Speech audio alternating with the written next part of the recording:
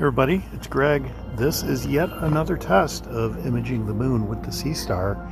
I just turned the Seestar on. It's in a default position, and I am going to try to do a GoTo to the moon. In previous attempts, I had to manually go to the moon, and I cycled the power on the Seestar, and we are going to try again to see if we can get a GoTo to the moon to work normally instead of trying to go through all this leveling stuff. Don't really want that. Don't have to do it with deep sky objects or with the sun. You just turn it on and it goes. All right, so we are connected and we are going to select lunar and we're going to do a go to the moon. And this is just brutal. So we're going to cancel out of this and we are going to try again, go to the moon, and compass deviation is too large. Please calibrate before continuing. Okay, so let's see how we are. Let's see how we are on the level situation here. So where is it? Advanced features. Adjust level. Please level your Seestar. And we are pretty good here. So, yeah, I have never had to do this. All right, so let's try again to go to the moon.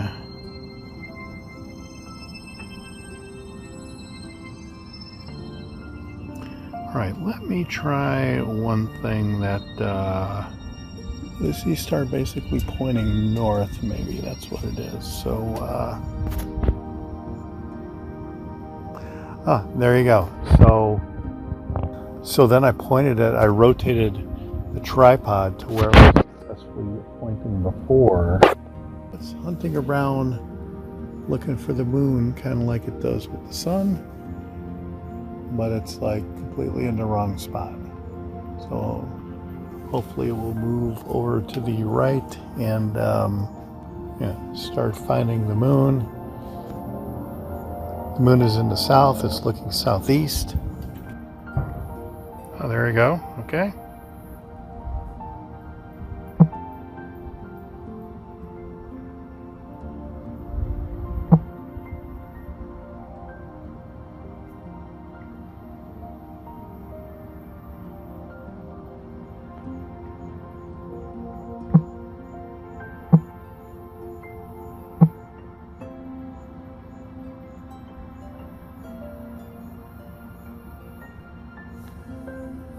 All right, there you go. So we manually did it. GoTo didn't really work all that well, and it's really weird. I don't know if they're gonna have a firmware update for this or what. But let me see what's this. Enable target correction, keeping target centered on the screen.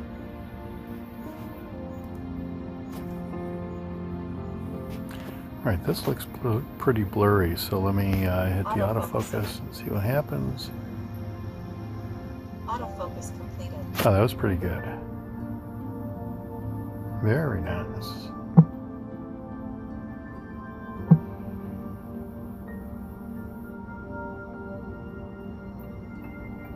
Oops.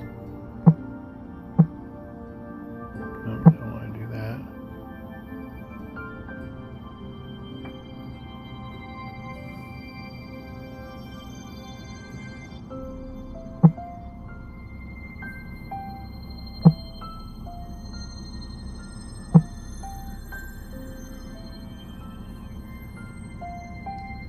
Alright, so it looks pretty cool, and if you want to take a picture, you just hit the arrow up here. You're going to see the white dot when I hit the arrow. Yeah, and it saves a screenshot right here. That's pretty cool looking.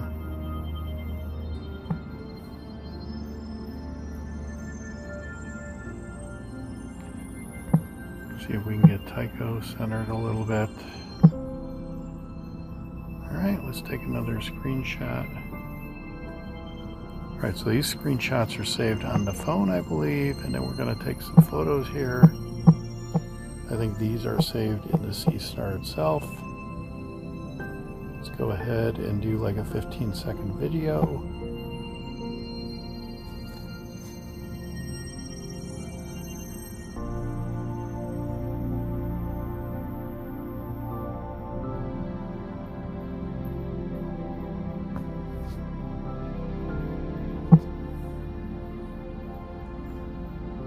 So you saw how to take the video. If you want to snap a picture of what you have on the screen here with the Seestar and get the Seestar watermark, you just click the arrow over here and see it saved it to the album, and that is the album on your phone. This is another thing that we'll be checking on the video about where all the file locations are.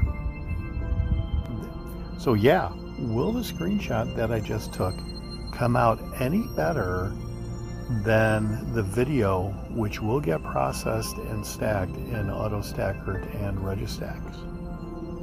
All right, so save to the Seestar.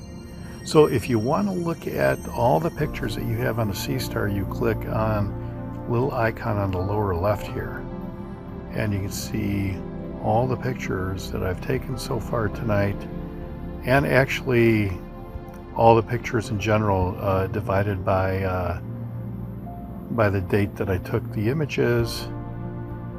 Deep sky objects, this is where all your FITS files and these are accessible from the app right here just by clicking on that little icon on the lower left, kind of like looking at your cell phone pictures. So moon is drifting out. Let's move it back down. All right, let's take another video.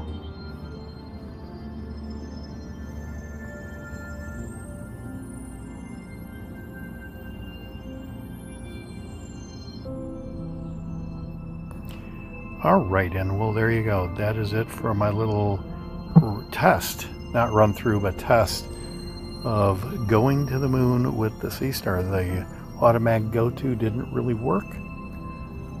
It asked for the calibration of the compass, and I think it depends on which way that you normally use the Seestar, kind of like pointing a regular telescope always north and at the 00 mark or something like that, because once I rotated the Seestar over in the direction that I had been successfully imaging in the past, and rotating the tripod, that is, with the Seestar on it, physically picking up the tripod and moving it like 20 degrees or 90 degrees or whatever it happened to have been, I did not have to do the compass calibration. So let me know what you think down below, everybody. Clear skies.